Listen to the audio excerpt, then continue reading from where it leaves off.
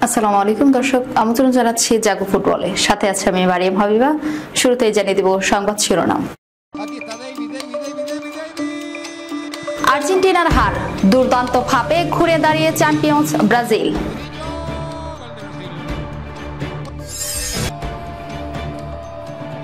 502 দিন পর গোলের দেখা পেলেন নেইমার।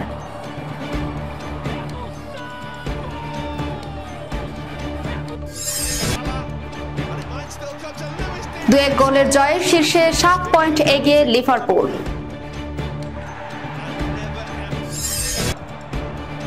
শুরুর গোলে টটেনহামের জয়, আরো বিপর্যয়ে ম্যানিউ।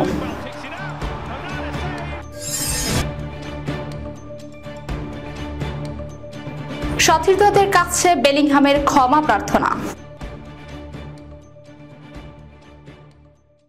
শুনছিলেন সংবাদ শিরোনাম, এবারে বিস্তারিত।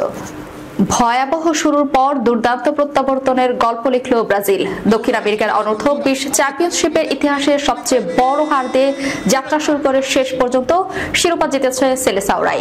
আর্জেন্টিনার বিপক্ষে 6-0 ব্যবধানে বিধ্বস্ত হওয়ার পর রামন মেনেজেসের শিষ্যরা নিজেদের গুছিয়ে এনে এবং ধাপে ধাপে উন্নতি করতে থাকে। শেষ পর্যন্ত ভেনেজুয়েলা পুয়ের্তো লা ক্রুজে হয় ফাইনালে চিলিকে 3-0 গোলে হারিয়ে তারা টানা দ্বিতীয়বার মতো শিরোপা ঘরে তুলেছে। জোসে আন্তোনিও আনচোয়াতিকে স্টেডিয়ামে ফাইনালে ব্রাজিলের গোলে আসে ম্যাচের শেষ ভাগে।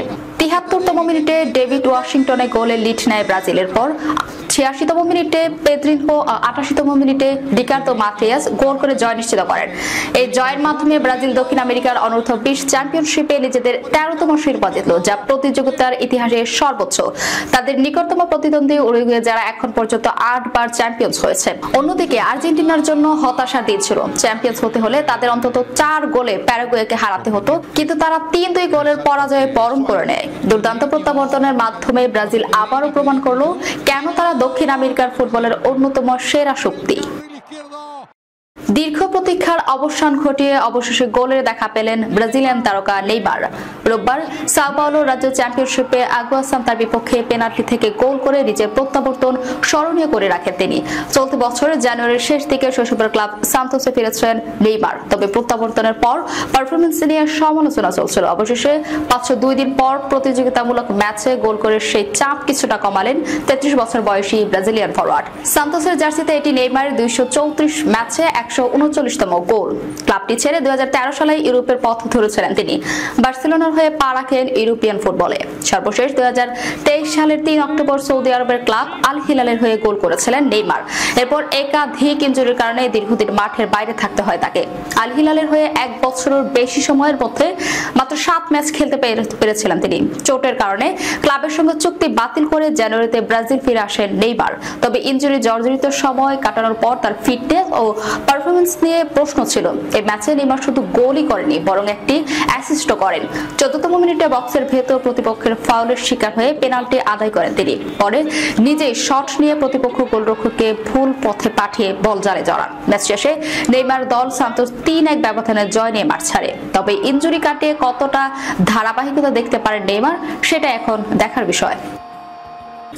লিভারপুল প্রিমিয়ার লিগে আবারও জয়ের ধারায় ফিরেছে, যদিও দ্বিতীয়ার্ধে কিছুটা নড়েবড়ে পারফরমেন্স করতে হয়েছে।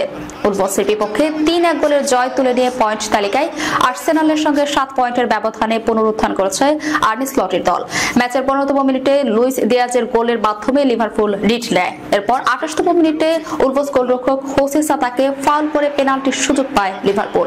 মোহাম্মদ সালাহ স্পট কিক থেকে গোল করে ব্যবধান দ্বিগুণ করেন। তবে প্রথমার্ধে দাপট দেখালেও দ্বিতীয়ার্ধে লিভারপুল কিছুটা অগোছালো হয়ে পড়ে। ম্যাচের শেষ দিকে উলভসের ম্যাথিউস কুনহার এক দুর্দান্ত গোল করে ব্যবধান কমান, যা লিভারপুলকে চাপে ফেলে দেয়। যদিও শেষ পর্যন্ত লিড ধরে রাখতে সক্ষম হয় লিভারপুল, যা তাদের জন্য গুরুত্বপূর্ণ এক জয়। এই জয়ের মাধ্যমে লিভারপুল তাদের সর্বশেষ 3 ম্যাচে প্রথমবার মতো জয় পেল, যেখানে তারা এফএ কাপে প্লাউমাউথের বিপক্ষে বিদায় নিয়েছিল এবং মেরসাইড ডার্বিতে এডারসনের বিপক্ষে শেষ মুহূর্তে গোল হজম করে 2-2 গোলে ড্র করেছিল। এই জয় লিভারপুল 7 পয়েন্ট নিয়ে শীর্ষস্থান আরো মজবুত করেছে। আর্সেনালের চেয়ে 7 পয়েন্ট এগিয়ে গেছে। তাদের পরবর্তী ম্যাচ অ্যাস্টন ভিলার বিপক্ষে, যেখানে জয় পেলে তারা 10 পয়েন্টের ব্যবধান তৈরি করতে পারবে।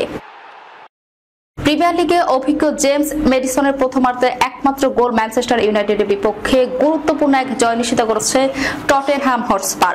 ঘরের মাঠে 1-0 গোলে এই জয়ে পোস্টে গোলের দল রুবেন আমিরুমের ইউনাইটেডের পেছনে ফেলে 12তম স্থানে উঠে এসেছে, আর পরাজিত দলটি লিগ টেবিলের 15 স্থানে নেমে গেছে।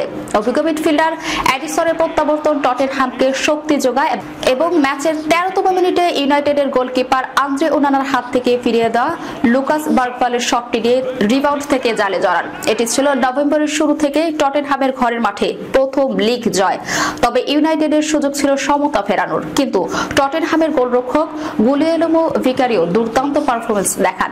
বিশেষ করে দ্বিতীয়ার্ধে আলেহান্দ্রো গার্নাচোর শক্তিশালী শট প্রতিহত করে তিনি। প্রথমার্ধে বক্সের ভেতরে ফাঁকা পেয়ে গার্নাচো বলে বারের উপর দিয়ে মারেন, যা ইউনাইটেডের জন্য বড় সুযোগ নষ্টের একটি উদাহরণ।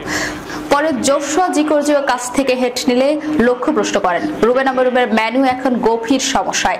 ইনজুরির কারণে তাদের বেঞ্চে অভিজ্ঞতাদের অভাব ছিল, যেখানে 8 জন কিশোর ফুটবলার ছিলেন, যাদের কেউই আগে সিনিয়র দলে খেলেননি। দলের ধারাবাহিকতা বাজে পারফরমেন্সের কারণে সমালোচনার মুখে পড়েছে কোচ আমরিম। অন্যদিকে এই জয় কিছুটা স্বস্তি এনে দিয়েছে টটেনহ্যাম কোচ অ্যাঞ্জো পোস্টেকোগ্লুর জন্য, যাদের পারফরমেন্স সম্প্রতি হতাশাজনক ছিল। পরবর্তী ম্যাচগুলোতে ইউনাইটেড কি ঘুরে দাঁড়াতে পারবে নাকি তাদের দুর্দশা আরো বাড়বে, তা সময়ই বলে দেবে। লা লিগায় নিজেদের শেষ ম্যাচ ওসাসুনার বিপক্ষে লাল কার্ড দেখেন জুড বেলিংহাম। সেই হতাশা থেকে এবার সতীর্থদের কাছে ক্ষমা চাইলেন রিয়াল মাদ্রিদের এই ইংলিশ মিডফিল্ডার। লা লিগায় গত শনিবার ওসাসুনার বিপক্ষে 1-1 গোলে ড্র করে রিয়াল মাদ্রিদ। 39তম মিনিটে লাল কার্ড দেখেন বেলিংহাম। প্রতিপক্ষের কর্নার শেষে মাঝমাঠের দিকে দৌড়ে যাওয়ার সময় রেফারিকে কিছু একটা বলতে দেখা যায় বেলিংহামকে। এরপরে তাকে লাল কার্ড দেখান রেফারি। দলকে কঠিন পরিস্থিতি ফেলে দেওয়ার জন্য সতীর্থদের কাছে ক্ষমা চেয়ে সামাজিক যোগাযোগ মাধ্যমে নিজের অনুভূতি তুলে ধরে জুড বেলিংহাম। তিনি লেখেন, ভুল বোঝাবুঝি নিয়ে যথেষ্ট কথা হয়েছে। সতীর্থদের এমন কঠিন পরিস্থিতিতে ফেলে দেওয়ার জন্য আবারও ক্ষমা চাই। ভক্তদের তাদের সমর্থন এবং বোঝাপড়ার জন্য ধন্যবাদ জানাতে চাই। ঘরের মাঠে দেখা হবে। ম্যাচ শেষে বেলিংহাম অবশ্য দাবি করেছেন রেফারিকে উদ্দেশ্য করা কোনো অপমানজনক মন্তব্য করেনি। ওই সময় নিজের প্রতি ক্ষোভের বহিঃপ্রকাশ করেছিলেন তিনি। পরে সংবাদ সম্মেলনে কোচ কার্লো আনচেলত্তি স্বীকার করে নেন বেলিংহামের গালি দেওয়ার বিষয়টি, তবে সেটি যে রেফারির উদ্দেশ্য ছিল না সেটিও পরিষ্কার করেন তিনি। কিন্তু এই নিয়ে আলোচনা যেন থামছেই না, তাই এবার সামাজিক মাধ্যম এসবের সমাপ্তি টানার অনুরোধ করেছেন বেলিংহাম। দর্শক, যাওয়ার আগে শিরোনামগুলো জানিয়ে দেব আরো একবার। আর্জেন্টিনার হার, দুর্দান্ত ভাবে ঘুরে দাঁড়িয়ে চ্যাম্পিয়ন্স ব্রাজিল।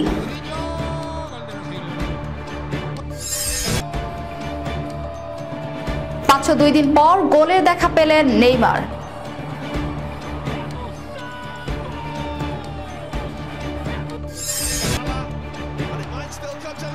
দুয়েক গোলের জয়ে শীর্ষে 7 পয়েন্ট এগিয়ে লিভারপুল।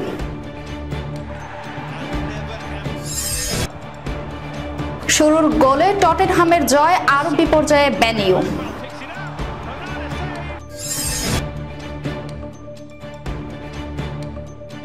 সতীর্থদের কাছে বেলিংহামের ক্ষমা প্রার্থনা। এই ছিল এখনকার মতো। পরবর্তী সংবাদ দেখার আমন্ত্রণ রইল। ধন্যবাদ সবাইকে। আল্লাহ হাফেজ।